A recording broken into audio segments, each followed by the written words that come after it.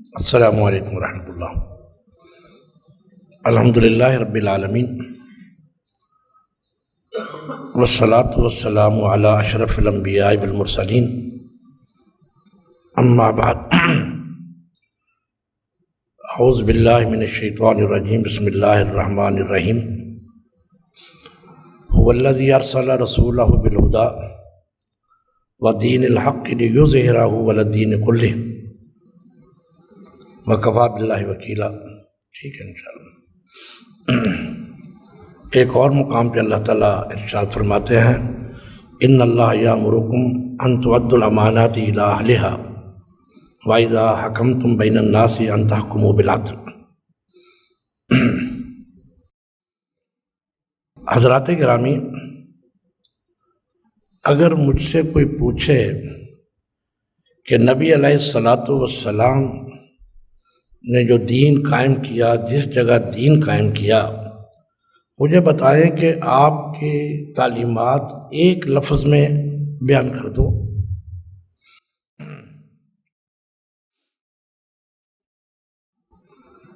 کہ آپ بتائیں کہ آپ کا جو مدینہ کی ریاست ہے یا نبی مکرم صلی اللہ علیہ وسلم ہے، وہ جو دین لے کے آئے اس کا خلاصہ ایک لفظ میں بیان کر دو۔ تو ایک لفظ میں بیان کر دیا جائے گا تزکیہ۔ اس کے علاوہ اسلام نہیں ہے کچھ، چاہے وہ عقیدے کا تزکیہ ہو یا خیالات کا ہو یا گفتار کا ہو یا کردار کا ہو یا لباس کا ہو یا جسم کا ہو۔ اور اگر مجھے کوئی کہہ دے کہ تزکیہ کرنے والا انسان جو متقی ہوتا ہے، متقی کسے کہتے ہیں، تو بتانا ایک لفظ میں ہے یا دو لفظوں میں۔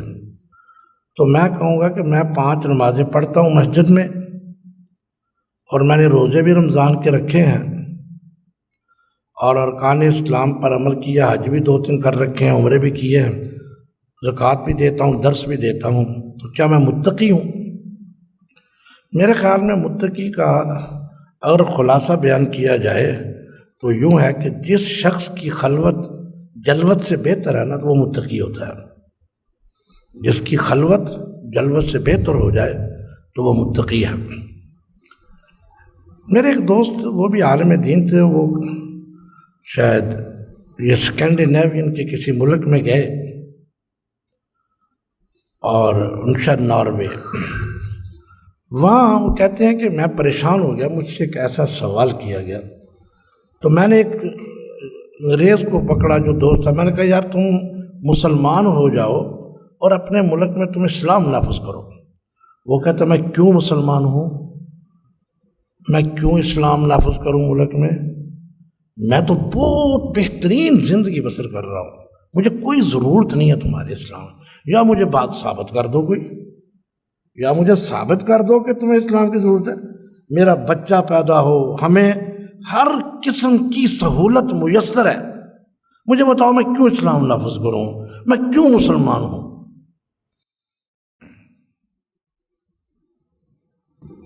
تو کہتا ہے کہ میں نے اس کو جواب دیا، تو مجھے کہنے لگا آپ بتائیں۔ میں نے اسے کہا تمہیں اسلام کو تم نے دنیا کے ساتھ جوڑا کیوں ہے؟ مجھے اسلام کی ضرورت دنیا کے لیے نہیں ہے، مجھے آخرت کے لیے ضرورت ہے۔ دنیا تو ہو سکتا ہے کہ کسی غیر مسلم کی مجھ سے اچھی گزر رہی ہو، وہ ناروے اسلامی قانون نافذ نہ بھی کرے، نہ بھی چوروں کے ہاتھ کاٹ رہا ہو، نہ بھی زانی کو کوڑے لگاتا ہو، نہ بھی وہ خرکار کو سر عام پھانسی لگاتا ہو، اس کی دنیا مجھ سے اچھی ہے۔ اور مجھے دین کی ضرورت یا مجھے نبی کی ضرورت اس وجہ سے ہے کہ میں نے اپنی آخرت ہی کرنی ہے۔ اصل میرا مسئلہ آخرت کا ہے، دنیا کا مسئلہ تو بعد میں دیکھیں گے۔ یہ تو ایک ہمارے ڈاکٹر بولتے ہیں سائیڈ افیکٹ، یہ ایک سائیڈ پرافٹ سمجھ لیں، ایک سائیڈ پرافٹ ہوتا ہے ہمارا کہ دنیا بھی اچھی ہو جاتی ہے، لیکن اصل دین، اصل نبی جو ہے وہ اس لیے نہیں آتا۔ کتنے نبی آئے جن کے ماننے والوں کی دنیا برباد رہی، کتنے نبی، بھائی 4-5 نبی ہیں جن کو حکومت ملی ہے۔ حضرت یوسف علیہ السلام ہوں گے، حضرت سلیمان علیہ السلام ہوں گے، حضرت داؤد علیہ السلام ہوں گے، نبی علیہ السلام ہوں گے، باقی نبیوں اور ان کے ماننے والوں کی تو دنیا تباہ و برباد رہی ہے، ان کی تو دنیا ختم ہو گئی، ان کو تو پھانسی پر لٹکایا گیا، وہ تو آرے سے چیر دیے گئے۔ مجھے دین کی ضرورت، مجھے نبی کی ضرورت اس لیے ہے کہ میں نے اپنی آخرت ٹھیک کرنی ہے۔ اس کا علاج یورپ کے پاس نہیں ہے، اس کا علاج میرے نبی کے پاس ہے کہ میری آخرت کس طرح ٹھیک ہونی ہے، مجھے نہیں ضرورت اس کے لیے۔ میں یہ سمجھتا ہوں کہ مدینہ کی ریاست یا مکہ کی ریاست، یا یوں سمجھ لیں کہ نبی علیہ الصلوۃ والسلام کی زندگی، ٹھیک ہے یہ بہت اچھے بینر ہیں، بہت اچھی بات، لیکن آپ مجھے بتائیں کہ جس وقت نبی علیہ الصلوۃ والسلام اس دنیا میں تشریف لائے، کیا سود موجود تھا؟ موجود تھا۔ فحاشی موجود تھی؟ باپ کی منقوہ سے شادی کر لیتے ستیلی ماں سے، سارا کچھ موجود تھا، سارا کچھ موجود تھا۔ نبی علیہ السلام نے سٹینڈ کس سے لیا مکہ میں؟ مکہ میں آ کے یہ کہا کہ سود ختم کر دو، فحاشی ختم کر دو۔ فحاشی کا مسئلہ تو یہ کہ قاضی حسین احمد صاحب نے سپریم کورٹ میں 15 سال سے ریٹ دائر کیا فحاشی کو ختم کرے۔ سپریم کورٹ نے علماء کو خط لکھا، یار فحاشی کی ڈیفینیشن ہی کر دو، مشترکہ متفقہ ڈیفینیشن دے دو فحاشی کی۔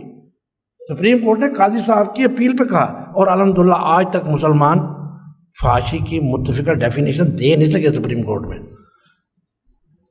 تو میں بات کر رہا تھا کہ نبی علیہ السلام نے کہاں سے بات شروع کی؟ مکہ میں سب برائیاں موجود ہیں، جس طرح ہماری پاکستان میں موجود ہیں، جو برائیاں پاکستان میں موجود ہیں مکہ میں بھی موجود تھیں۔ آپ نے کہاں سے سٹینڈ لیا؟ صفا کے اوپر کھڑے ہو کے یہ فرمایا تھا اور لوگوں زنا چھوڑ دو، سود چھوڑ دو، بے جائی قدم کو فرمایا نہیں، قولوا لا الہ الا اللہ، لا الہ الا اللہ کہہ دو۔ جس وقت توحید مضبوط نہیں ہوگی، ریاست مدینہ میں سود چلتا رہا 10 سال، 13 سال مکہ میں چلتا رہا، 10 سال مدینہ۔ وہ تو حضور نے حج کے موقع پہ فرمایا، جس کے بعد آپ 2.5 مہینے زندہ رہے، اور لوگوں میں سود کو حرام کر کے جا رہا ہوں، سب سے پہلا سود آج میں اپنا چھوڑ رہا ہوں، اپنے حضرت عباس کا۔ اور متع کی حرمت تو خیبر میں ہو رہی ہے جا کے۔ آپ نے سب سے پہلے کس چیز سے ابتدا کی؟ اور 13 سال تک مکہ مکرمہ کی 23 سالہ زندگی ہے، 23 سالہ زندگی ہے نبی علیہ السلام کی نبوت کی۔ 23 سال میں 13 سال آپ 2 ہی پیغام دیتے رہے، توحید آخرت، توحید آخرت، توحید رسالت آخرت، اور باقی سارا اسلام 10 سالوں میں آیا۔ پورا اسلام، ساری فقہ ہماری، نکاح کے، طلاق کے، جہاد کے، وراثت کے، سود کے، یہ سارے مسائل آخری 10 سالوں میں ہیں۔ 13 سال تو نبی علیہ السلام اس چیز کی تبلیغ کرتے رہے۔ اور پھر ریاست مدینہ کا نام لے لینا بہت آسان ہے، میں بھی کہہ دیتا ہوں میں جامعہ سلفیہ میں ریاست مدینہ کا نظام قائم کروں گا، تو جا کے دیکھ لیں کتنا قائم ہو گیا۔ میں اپنے گھر میں ریاست مدینہ قائم کروں گا، میرے گھر میں جا کے دیکھ لیں کتنی ریاست قائم ہو رہی ہے۔ حضرات گرامی، جب دین کو ہم جز کر دیں گے نا تو خرابی یہاں سے آتی ہے۔ زبان سے کہہ بھی دیا لا الہ تو کیا حاصل، دل و نگاہ مسلمانی تو کچھ بھی نہیں۔ حضرات گرامی، 2 باتوں کو پلے باندھ لیں۔ ہمارا ریاست مدینہ کا پہلا تقاضا تزکیہ ہے۔ وہ تزکیہ معاشی نظام کا ہو جائے تو سود ختم ہو جاتا ہے، وہ تزکیہ میری جنسی خواہش کا ہو جائے تو فحاشی ختم ہو جاتی ہے، وہ تزکیہ میرے گفتار اور کردار کا ہو جائے تو فحاشی کی اعلانیہ جو ترویج ہے وہ ختم ہو جائے گی۔ اور اگر میرے عقیدے کا تزکیہ ہو جائے تو میرے اندر توحید آ جائے گی۔ اگر میرے جسم کا تزکیہ ہو جائے تو میں اسلام کے اصول طہارت کو اپنا لوں گا، اور اگر میرا تزکیہ ہو جائے تو پھر میری نماز جو ہے وہ مولانا صادق صاحب نے کتاب لکھی ہے صلاۃ الرسول، اس کے شروع میں لکھا تیری نماز بے سرور تیرا امام بے حضور، تیری نماز بے سرور تیرا امام بے حضور، ایسی نماز سے گزر، ایسے امام سے گزر۔ مسجد میں کھڑے ہیں، پہلی صف کی نماز میں، میری مسجد میں پہلی 8 نمازیں، اس نے اس کے پیسے مارے ہیں، اس نے اس کے پیسے مارے ہیں، اس نے اس کے پیسے مارے ہیں، اور 5 پہلی صف میں کھڑے ہوئے، کدھر گیا تزکیہ؟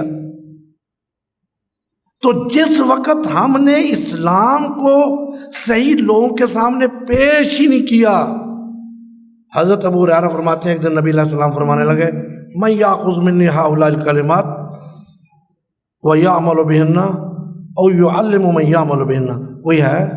حضور فرماتے ہیں حضور نے کہا کوئی آدمی ہے مجھ سے 4-5 نصیحتیں لے لے، 4-5 نکتے مجھ سے سیکھ لے اور دوسروں کو بتائے عمل کرے، یا دوسروں کو بتائے اور خود عمل کرے۔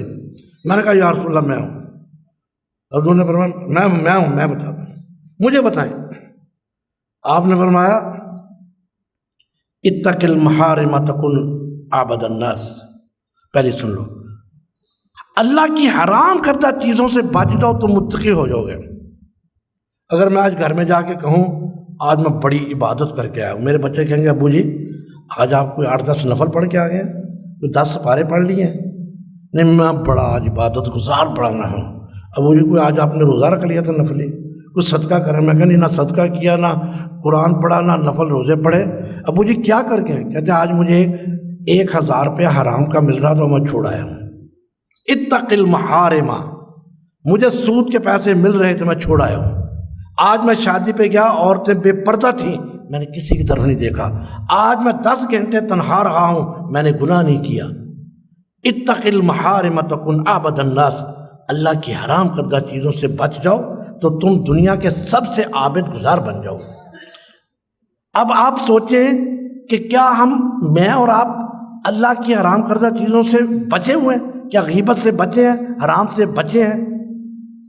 اگر تو بچے ہیں تو عابد الناس ہیں، نمازیں پڑھنے سے، روزے رکھنے سے۔ میں اگر کبھی موقع ملا تو ملک صاحب بلائیں تو اگر مجھے تھوڑا سا ٹائم دے تو میں بتاؤں کہ ریاست مدینہ کا نام لے دینا آسان ہے، تقاضے کیا ہیں اس کے۔ پھر آپ نے فرمایا دوسری بات ورضا بما قسم اللہ لک تکن اغنی الناس، راضی ہو جاؤ اس چیز پر جو اللہ نے تجھے دیا، اس کائنات کے سب سے غنی بن جاؤ۔ تیسرا آپ نے فرمایا وَأَحْسِنْ إِلَىٰ جَارِكَ تَكُنْ مُؤْمِنًا، اپنے پڑوسی کے ساتھ اچھا سلوک کرو تم پکے مومن بن جاؤ گے۔ اب ذرا پوچھیں اپنے دفتر میں جو آپ کے پڑوسی ہیں وہ آپ سے راضی ہیں؟ جائیں آج دروازہ کھٹکھٹائیں نا ذرا اپنے پڑوسیوں کا، آپ مجھ سے راضی ہیں؟ آپ دفتر کے ساتھیوں میں، اسکول کے ساتھیوں میں، کالج کے ساتھیوں سے پوچھیں کہ لوگ آپ سے راضی ہیں؟ فرمایا وَأَحْسِنْ إِلَىٰ جَارِكَ تَكُنْ مُؤْمِنًا، اپنے پڑوسی کے ساتھ اچھا سلوک کرو تو مومن ہو۔ وَأَحِبَّ لِلنَّاسِ مَا تُحِبُّ لِنَفْسِكَ تَكُنْ مُسْلِمًا، کہ وہ چیز تم اپنے لیے پسند کرتے ہو اپنے مسلمان بھائی کے لیے پسند کرو، تم پکے مسلمان ہو جاؤ۔ اور آگے فرمایا وَإِيَّاكَ وَكَثْرَةَ الضِّحْكِ فَإِنَّ كَثْرَةَ الضِّحْكِ تُمِيتُ الْقَلْبَ، کہہ کے مار کے نہ ہنسو، کہہ کے مار کے ہنسنے سے انسان کا دل مردہ ہو جاتا ہے۔ حضرات گرامی، مدینہ کی ریاست کے 2 تقاضے ہیں، ان تؤدوا الامانات الی اہلہا واذا حکمتم بین الناس ان تحکموا بالعدل۔ مجھے وہ وزیر اعظم صاحب کا وہ بڑا آج کل وہ پیغام نشر ہو گیا، وہ مدینہ کی ریاست اور یہ انصاف کے جناب، جب اگر کوئی پی ٹی آئی والا تو معذرت تبدیلی تو آ چکی ہے کہ وہاں کہتے تھے ہنڈی کے ذریعے پیسے بھیجو، ہنڈی کے ذریعے پیسے بھیجو، اب کہہ رہے ہیں بینک کے ذریعے بھیجو۔ یار 3 مہینوں میں پاکستانی عوام میں کیا تبدیلی آ گئی ہے کہ آج 2 سال پہلے کہتے ہیں ہنڈی کے ذریعے پیسے بھیجو، آج کہتے ہیں نہیں بینک کے ذریعے پیسے بھیجو۔ انصاف ہو رہا ہے؟ نہیں میرے بھائیو، میں نے ووٹ پی ٹی آئی کو دیا تھا ایک، مسئلہ یہ نہیں ہے، مسئلہ یہ ہے کہ مدینہ کی ریاست کے تقاضے سیکھو۔